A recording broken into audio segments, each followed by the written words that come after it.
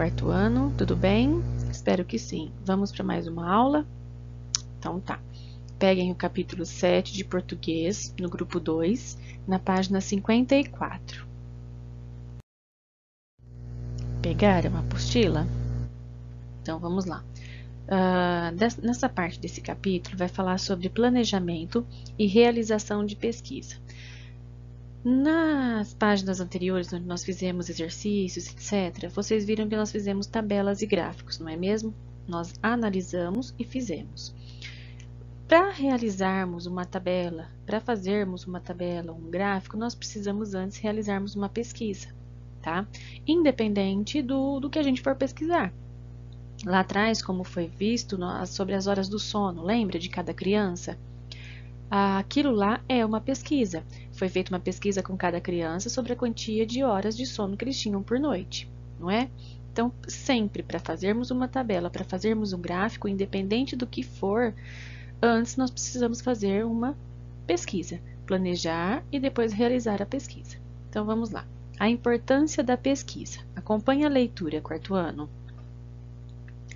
Dificilmente novas descobertas são feitas sem pesquisa. Algo novo não surge só com o passar do tempo. É preciso que uma pessoa ou um grupo de pessoas comece a se questionar sobre um problema para tentar entender como ele poderá ser resolvido. Depois, é necessário preparar uma pesquisa, com base na solução pretendida para o problema. Depois de uma análise cuidadosa, pode-se chegar a uma resposta, e é claro que a resposta pode ser diferente da que foi pensada no começo. Pense, por exemplo, na pesquisa sobre as horas de sono. Imagine que o problema inicial seja o cansaço que os alunos sentem no início das aulas. Para que seja encontrada uma resposta a esse problema, pode ser feita uma pesquisa, e o primeiro passo é planejar o que será feito. Se as crianças se sentem muito cansadas ainda no começo do dia, é possível que elas não estejam dormindo o suficiente. Esta é a primeira solução pensada. Para se sentirem menos cansadas, elas devem dormir mais no dia anterior. A pesquisa, nesse sentido, deve tentar encontrar dados sobre o assunto. Como a pesquisa foi realizada? Os alunos de uma escola foram entrevistados sobre isso. Suas respostas foram anotadas e organizadas. Com base nesses dados, as respostas podem começar a ser procuradas. Quer dizer, como a pesquisa foi realizada? Primeiro, precisou fazer uma pesquisa porque perceberam que as crianças estavam cansadas no início da aula, né? 7 horas da manhã, 8 horas da manhã, estavam a maioria cansados. Então, pesquisou-se o porquê, né? E a primeiro fato, o primeiro motivo, o primeiro item a ser pesquisado era a quantia de horas que dormiam, né, durante a noite. Por que eles estavam cansados? Será que dormiram pouco? O que estava acontecendo? Então, olha lá, por exemplo, Ana Luísa dorme bastante, por 12 horas. Então, se ela continua se sentindo cansada no outro dia, talvez o problema não seja o número de horas dormidas, mas a qualidade do sono. Por quê? Não necessariamente as crianças, ou quem quer que seja, se sintam cansadas no dia seguinte porque dormiram pouco. Pode ser que, mesmo que ela tenha dormido, a criança tenha dormido uma quantia boa ou até uma quantia maior do que o previsto por noite, ela pode acordar cansada por quê? Porque ela dormiu mal, ou por calor, ou por frio, ou por alguma dor, ou mesmo por inquietação, pela pessoa ser agitada, algum motivo assim, não é? Então, por esse fato dela ser agitada, inquieta, ou por dor, ou por canseira, ela o quê? Aconteceu que, mesmo ela dormindo bastante, ela acordava, no dia seguinte ela estava cansada mesmo assim. Nesse caso, seria preciso pensar em uma forma de ela dormir melhor, porque ela já dorme bastante. Outro exemplo, a Daniele dorme apenas 4 horas, mas diz que acha ótimo. Se ela fica cansada no outro dia, talvez não seja tão bom assim. Se ela se sente bem no outro dia, está ótimo. Ela não precisaria dormir mais. Tem pessoas, quarto ano, crianças, pessoas que, mesmo que durmam pouco, já é o suficiente para aquele organismo. Já tem outras pessoas que, mesmo que durmam bastante, não foi o suficiente. Isso varia de organismo para organismo, de pessoa para pessoa, tá? Depois, soluções poderiam ser pensadas para cada caso. Suponha que Carolina se sinta cansada no outro dia. Ela dorme 7 horas. Então, a primeira tentativa para melhorar isso pode ser dormir mais cedo do que costuma, para que durma mais horas. Já Rafael dorme por 10 horas e no outro dia sempre acorda sonolento. Então, talvez ele precise dormir menos para que acorde melhor, ou precise dormir em um ambiente mais escuro ou mais silencioso.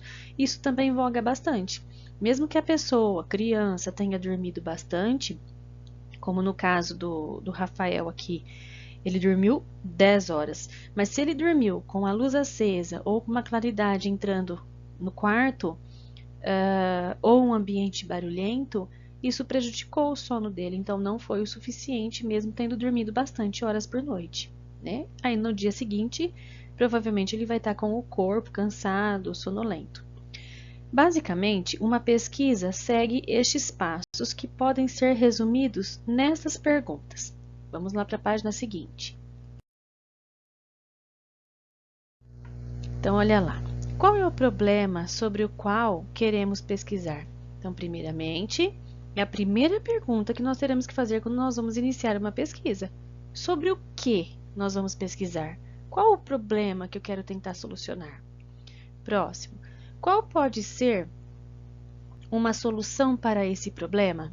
Como nós vamos conseguir uma solução? Primeiro, então, nós vamos ter que pensar, né, se for mais de uma pessoa pesquisando, para saber qual é a solução. Se eu tenho, primeiramente, uma solução para isso, para poder dar sequência na minha pesquisa. Como vamos conseguir dados para essa pesquisa? A partir dela, como a gente vai conseguir os dados? É entrevistando alguém? É entrevistando adultos, crianças? É pesquisando na internet? É pesquisando em sites? É pesquisando em livros? Como eu vou conseguir os dados? Como os dados vão ser organizados? Depois que eu coletei os dados que eu preciso, nós vamos organizá-los como? Através de uma tabela, através de um gráfico? Como que nós vamos organizar? E por último, que conclusão podemos tirar com base nesses dados? Depois de feita toda uma pesquisa, a que conclusão nós vamos chegar? Então, a pesquisa ela tem várias etapas, né? Não é somente falar, você prefere jogar futebol ou jogar tênis? Não, primeiramente nós temos o quê? Saber qual é o problema que nós queremos pesquisar, coletar os dados, saber onde nós vamos coletar esses dados, de quem nós vamos coletar esses dados, organizar os dados coletados para depois chegar a alguma conclusão, tá? E olha lá no final, a conclusão pode ser igual à solução inicial ou pode ser diferente dela. Isso significa que o resultado da pesquisa pode apontar para outra direção. Quer dizer, a pesquisa não necessariamente vai ser igual à solução àquela que nós pensávamos no começo, como as horas de sono. Ah, mas Rafael dorme 10 horas por noite. Por que ele acorda cansado no dia seguinte se ele dorme a mais do que o sugerido? Que o sugerido seria o quê? 8 horas por noite. Então, vamos lá. Ah, é só ele dormir, continuar dormindo isso que ele vai ficar descansado. Não. A casa dele é barulhenta? Ele dorme no escuro? Ele dorme no claro? Ele dorme com mais alguém? Às vezes tem esse fator também.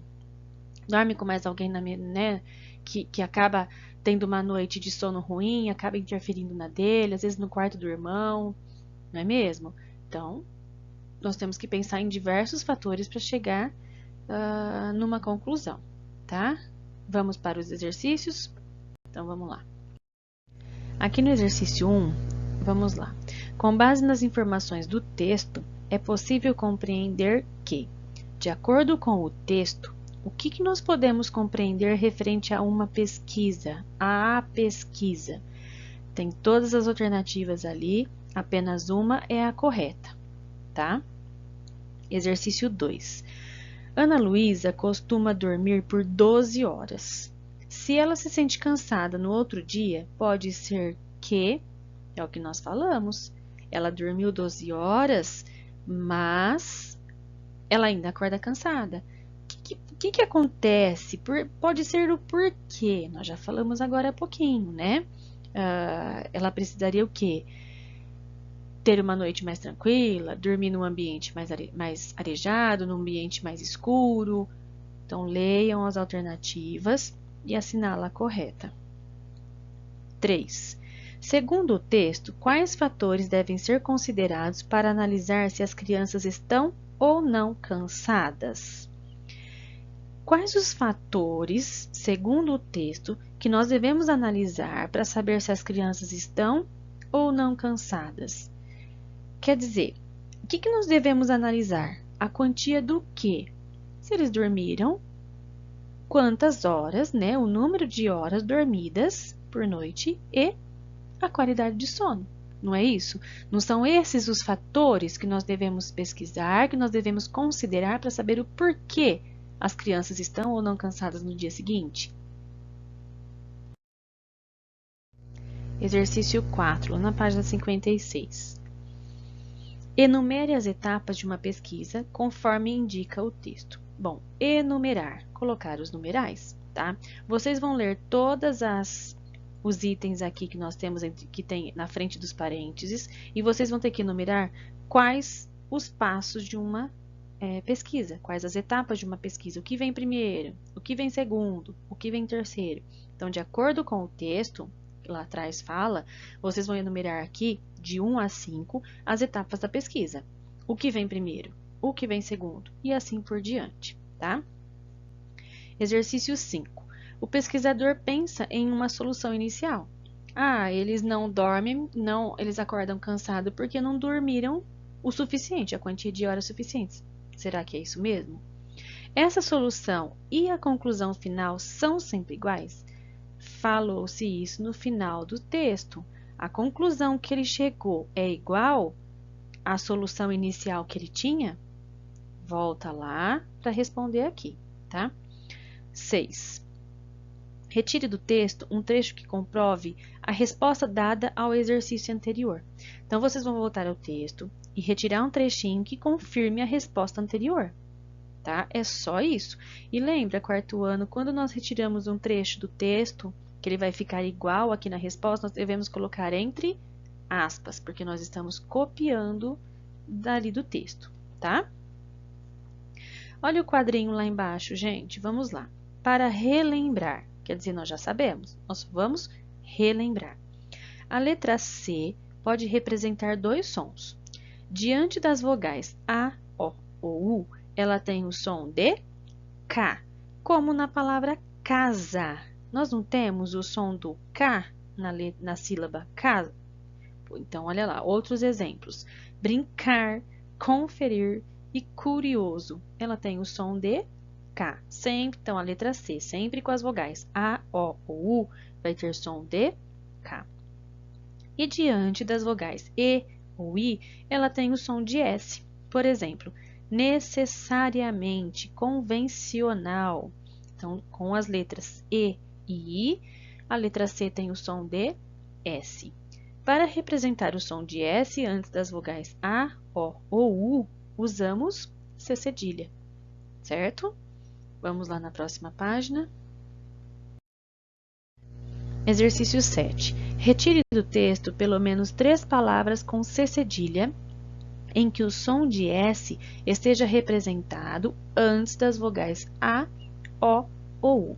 Voltem no texto, leiam novamente, para nós retirarmos 3 palavrinhas que tem a C cedilha A, C cedilha O, C cedilha U. Aqui está pedindo 3 palavras, tá? Dando sequência nessa página, nós vamos ter que ler esse textinho, olha lá. Dormir é muito importante, assim como comer bons alimentos e beber muito líquido, por exemplo. Durante a noite, o corpo repõe as energias, o cérebro organiza o que aprendeu e se prepara para aprender mais. Até crescemos enquanto dormimos, quando ainda somos crianças. Dormir mal pode trazer muitos prejuízos. Então, dormir é essencial, como beber água, como se alimentar, tá? No entanto, quando estamos acordados, devemos estar sempre ativos, e não só com o corpo, com a mente também. Pensar, imaginar, criar, refletir são atividades importantes para o cérebro ficar sempre afiado. Quer dizer, sempre em dia trabalhando, né? Para ele não ficar parado. Do mesmo modo, correr, pular, dançar são atividades importantes para o corpo estar sempre com força. Então, nós devemos sempre nos exercitar fisicamente e mentalmente, né? Agora leia um texto sobre a importância de estimular a imaginação. Então, vamos lá. Criativos e curiosos, a importância de estimular a imaginação de seu filho. Não é só quando seu filho inventa algo novo ou brinca de faz de conta que está exercendo a criatividade. Isso acontece em todos os momentos. Entenda por quê e saiba como estimular a imaginação dele no dia a dia. Albert Einstein já dizia que a criatividade é a inteligência se divertindo. Albert Einstein foi um cientista muito famoso na época dele até hoje. Né? Ele é muito importante. As descobertas, as pesquisas dele são importantíssimas. Então, olha o que ele dizia, que a criatividade é a inteligência se divertindo. Não é à toa que, quando pensamos nesse conceito, imaginamos algo inédito e diferente, mas ela não se limita a isso. Em todo desafio ou toda situação que enfrentamos, precisamos ser criativos para achar uma solução. É por isso que muitos especialistas definem a criatividade como capacidade para resolver problemas. Quando falamos em problema, não necessariamente é algo ruim, mas sim uma situação que precisa ser resolvida. Pensando no universo infantil, fica fácil entender por que se costuma dizer que as crianças são criativas. Afinal, para elas, tudo é um desafio. Também relacionamos as crianças à criatividade porque elas têm algo fundamental para tal capacidade, a espontaneidade. Quer dizer, elas têm uma naturalidade, uma simplicidade, né, no ato das suas brincadeiras, das suas invenções. A ousadia, a liberdade para errar. A criança nasce sem bloqueios, aprende algumas coisas e seu repertório começa a se constituir. Pelo fato de não ter medo, ela se expressa sempre que tem oportunidade, daí muita gente dizer que são mais criativas. Na verdade, elas arriscam-se sem medo, afirma Humberto Massareto, mestre em Criatividade e Inovação pela Universidade Fernando Pessoa de Portugal. Confira 4 dicas de Luciane Mota, da Casa do Brincar, em São Paulo, para fugir do convencional e estimular a imaginação. Primeiro, no lugar de fantasias prontas, que tal vários cortes coloridos de tecidos com texturas variadas para que a criança invente seu próprio personagem? Um pedaço de pano pode virar uma saia de princesa, um turbante de mago ou a capa de um super-herói. Segundo, para brincar de casinha, recolher pedrinhas, folhas secas e galhos que podem virar o quê? Comidas em panelinhas. Terceiro, na hora de desenhar, experimente papéis com cores e texturas variadas. Por exemplo, cartões ou cartolinas pretas rendem um ótimo suporte para desenhar com giz de cera e lápis de cor brancos ou amarelos. Fica lindo, realmente. Também dá para usar lixa, sabe daquelas de construção mesmo, que custam poucos centavos cada folha, e desenhar com giz de lousa.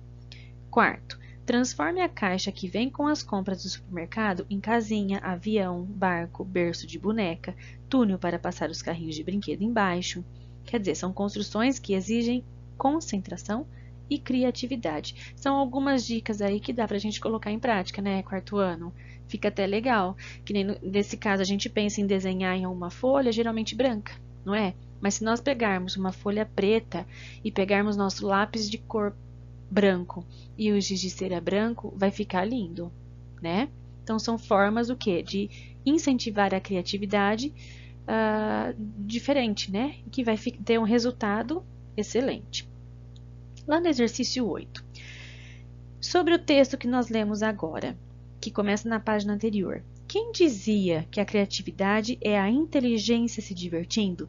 Lá no comecinho do texto, volta lá e vê quem que fala essa frase, que a criatividade é a inteligência se divertindo. Antes de darmos sequência nos exercícios aqui, que nós iremos para o 9 já já, Eu quero falar um pouquinho com vocês sobre pronomes. Nós vamos ver isso mais para frente, mas como já vai ter um exercício aqui, que é o 9 referente a isso, eu quero dar um breve comentário com vocês, tá? Então, o que são pronomes? Olha lá o que eu escrevi. Pronomes são palavras que são usadas para substituir um substantivo ou acompanhá-lo dependendo da frase. Nós já estudamos o que era substantivo. Vocês já sabem o que é. Substantivos pode ser próprio, comum, lembra? São nomes dados a seres, coisas, objetos, pessoas, estados, países. Então, os pronomes são usados para substituir substantivos ou então acompanhá-lo dependendo da frase. Nós temos diversos tipos de pronomes. Nós temos do caso reto, caso oblíquo, de tratamento. Nós temos pronomes possessivos, demonstrativos, entre outros. De início, nós vamos falar um pouquinho dos pronomes pessoais do caso reto, tá? Aqui eu coloquei para vocês uma tabelinha. Eu imagino até que vocês já tenham escutado falar dos pronomes pessoais do caso reto, tá? Então, vamos lá. Os pronomes pessoais. Eu tenho as pessoas do discurso. Olha na primeira linha. Primeira pessoa do singular. Então, quem vai ser? Eu. Singular e plural, lembra? Singular um, plural, mais de um. Então, primeira pessoa do singular. Eu. Segunda pessoa do singular. Tu. Terceira pessoa do singular. Ele ou ela, feminino ou masculino. Aí nós vamos passar para a parte do plural. Vai começar novamente. Eu tenho os 3 primeiros do singular e os 3 depois do plural. Então, primeira pessoa do plural, nós. Segunda pessoa do plural, vós. E terceira pessoa do plural, eles ou elas. Acho que vocês já devem ter escutado eu, tu, ele, nós, vós, eles. Usamos bastante para conjugar verbos, depois vocês vão ver isso mais para frente. Mas nós usamos bastante para acompanhar um substantivo ou então para trocá-lo. Dependendo de uma frase, dependendo de um texto, para não ficar um repeteco de palavras, a gente pode usar um desses pronomes aí nos locais, tá? Olha lá os exemplos que eu dei, gente. Jorge comprou uma bicicleta. Quem comprou uma bicicleta? Jorge. Jorge é um substantivo próprio. Para eu não colocar o nome dele novamente na frase, então olha lá, senão ficaria como? Jorge comprou uma bicicleta. Jorge trabalhou durante um ano para conseguir economizar.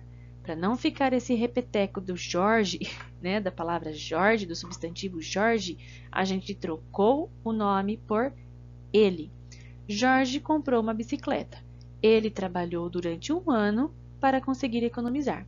Então, note que nessas duas frases, o pronome ele substitui a palavra Jorge, que é um substantivo próprio. Assim, ficaria como? Jorge comprou uma bicicleta. Ele quem? O Jorge trabalhou durante um ano para conseguir economizar. Então, no caso aqui, nós trocamos o substantivo Jorge por o pronome pessoal do caso reto, ele. Então, agora, depois que nós vimos um pouquinho do pronome pessoal do caso reto, vamos lá no exercício 9, na página 59. No texto aparece esta frase, mas ela não se limita a isso. Nessa frase aparecem 2 pronomes, o ela e o isso. O primeiro, que é o ela, retoma a criatividade. Já o segundo refere-se a quem? Isso o quê? Se o ela, que é o pronome pessoal do caso reto, ele retomou a criatividade, está dizendo o quê? Mas ela quem? A criatividade não se limita a isso. Vocês vão voltar lá no texto e ver o que significa esse isso. Ela se limita a isso. Ela é a criatividade. Isso a quem? Letra A, a algo inédito e diferente. Letra B, a inteligência divertida. Letra C, ao encontro de uma solução. D, a espontaneidade, ousadia e liberdade. Letra E, a algo convencional. Volta lá no texto e achem essa frase, mas ela não se limita a isso. E vê O ela, como eu já disse, está se referindo a quem? A criatividade, né? Que como o livro aqui, o enunciado está nos trazendo. E o isso se refere a quem? No exercício 10, problema é algo sempre ruim. Essa afirmação está correta de acordo com o texto? Então, de acordo com o que o texto nos fala, será que um problema é sempre algo ruim? Volta no texto, leia novamente para responder essa questão. 11. Um trecho que justifica sua resposta ao exercício anterior é. Então, depois que responderam o exercício 10, baseados nele, vocês vão assinalar a alternativa em que contém um trecho justificando a resposta dada no exercício 10. Letra A. Em todo desafio ou toda situação que enfrentamos, precisamos ser criativos para achar uma solução. Letra B. Fica fácil entender por que se costuma dizer que as crianças são criativas. C. Não é só quando seu filho inventa algo novo ou brinca de faz de conta que está exercendo a criatividade. D. Quando falamos em problema, não necessariamente é algo ruim, mas sim uma situação que precisa ser resolvida. E. Ela se expressa sempre que tem oportunidade, daí muita gente dizer que são mais criativas. Volta no texto, depois de responder o exercício 10, então, vocês respondam ao exercício 11, tá? Bom, nossa aula terminou aqui. Façam com atenção, fiquem com Deus, bom final de semana e até segunda-feira. Beijos!